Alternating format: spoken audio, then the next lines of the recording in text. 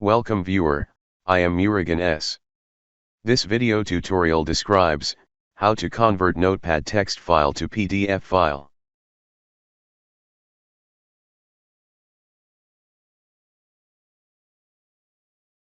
Click File, click Print.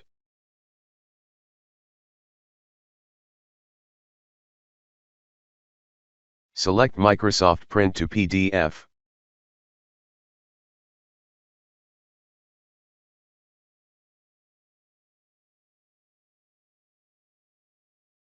Select Print to File.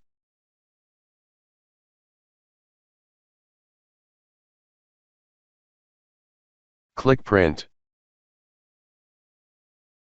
Type file name.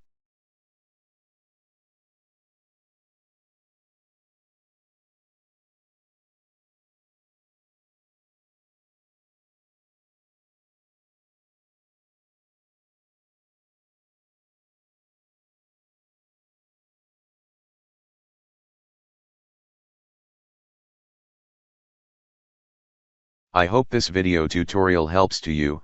Please like, share and don't forget to subscribe my channel. Thank you very much. See you next video.